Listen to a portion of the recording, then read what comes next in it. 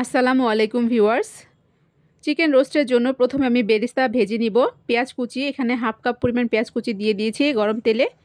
তো চুলার আঁচ মিডিয়াম টু লো ফ্লেমে রেখে পেঁয়াজের বেরেস্তা ভেজে নিব। ভাজা হয়ে গিয়েছে, গোল্ডেন ব্রাউন কালার হয়ে গিয়েছে। এবার আমি চামচের সাহায্যে তেল থেকে পেঁয়াজের বেরেস্তা উঠিয়ে নিলাম। এবার আমি ওই একই তেলে চিকেন রোস্টের পিসগুলো দিয়ে দিব। প্রথমে আমি 4 পিস দিয়ে দিলাম। 4 পিস চিকেন রোস্ট দিয়ে দিলাম। চুলার আঁচ মিডিয়াম টু লো ফ্লেমে রেখেই চিকেন রোস্টের পিসগুলো ভেজে নিব। হাই হিটে ভাজতে গেলে অনেক সময় চিকেন রোস্টের পিসগুলো নিচ থেকে লেগে যায়, আবার শক্ত হয়ে যাওয়ার পসিবিলিটি থাকে। সেই জন্য মিডিয়াম হিটে আমরা চিকেন রোস্টের পিসগুলো ভেজে নিব। তো আমার ভাজা হয়ে গেলে এক এক করে সব উঠিয়ে নিব। তো ভিউয়ার্স, এতক্ষণ ধরে যারা এখনও পর্যন্ত ভিডিও দেখছেন অবশ্যই ভিডিওতে লাইক কমেন্টস করবেন। ভিডিওটি ভালো লাগলে আমার চ্যানেলটিকে সাবস্ক্রাইব করে দিবেন। তো আজকে চিকেন রোস্ট রেসিপির ভিডিওটি সম্পূর্ণ দেখার অনুরোধ রইল, শেষ পর্যন্ত থাকবেন অবশ্যই।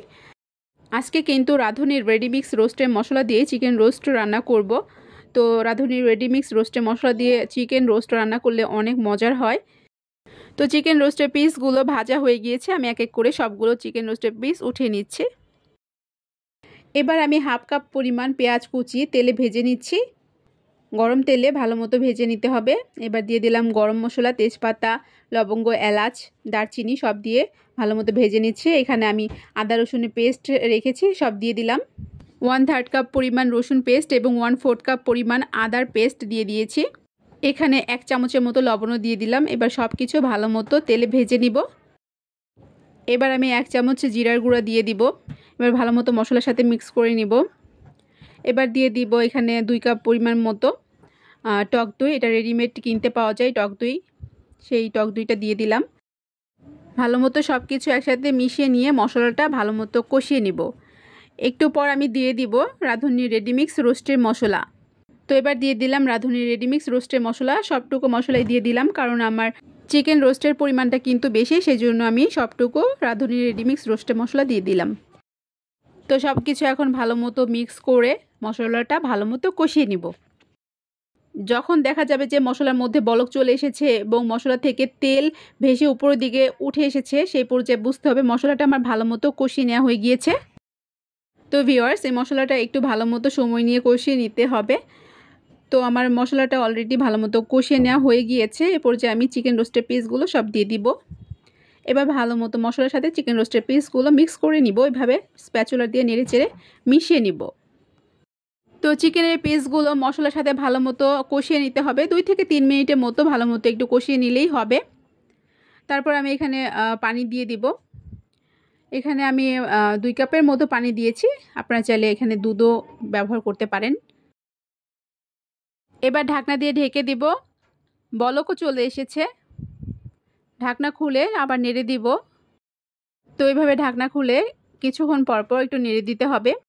তো ঢাকনা দিয়ে ঢেকে দিলাম। কিছুক্ষণ পর আবারও ঢাকনা খুলে দিলাম। ঝোলের পরিমাণ কমে এসেছে। এবার আমি 3 টেবিল চামচ পরিমাণ টমেটো সস দিয়ে দিলাম। এখানে আমি প্রাণ হট টমেটো সসটা দিয়েছি। ভালো মতো স্প্যাচুলার দিয়ে এখন একটু নেড়ে দিচ্ছি।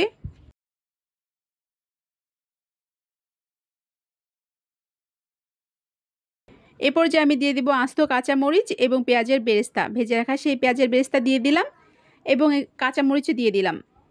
5-6টা কাঁচামরিচ দিয়ে দিলাম। ভালো মতো একটু মিশিয়ে নিচ্ছি। তো ভিউয়ার্স, এইভাবে কিন্তু আপনারা অবশ্যই বাসায় চিকেন রোস্ট রান্না করে দেখবেন, অনেক মজার স্বাদের হয়ে থাকে কিন্তু। তো এবার আমি আবারও ঢাকনা দিয়ে ঢেকে দিব।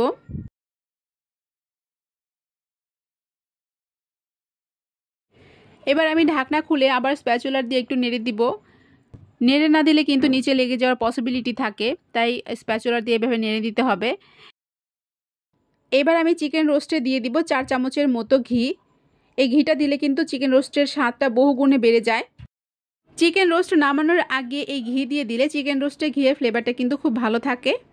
তো স্প্যাচুলার দিয়ে এখন আমি ভালো মতো সব কিছু একটু মিশিয়ে নিচ্ছি। তো ভিউয়ার্স, আমার আজকের এই চিকেন রোস্টের রেসিপির ভিডিওটি যদি আপনাদের ভালো লাগে অবশ্যই আমার রেসিপির ভিডিওতে লাইক কমেন্টস এবং ভিডিওটি শেয়ার করবেন এবং আমার চ্যানেলটিকে সাবস্ক্রাইব করে পাশে থাকা বেল আইকনটিও প্রেস করে রাখবেন, যাতে করে পরবর্তীতে ভিডিও আপলোড করলে আপনারা সেই ভিডিও আপলোডের নোটিফিকেশনটা পেয়ে যান। সবাই ভালো থাকবেন, সুস্থ থাকবেন। আল্লাহ হাফেজ।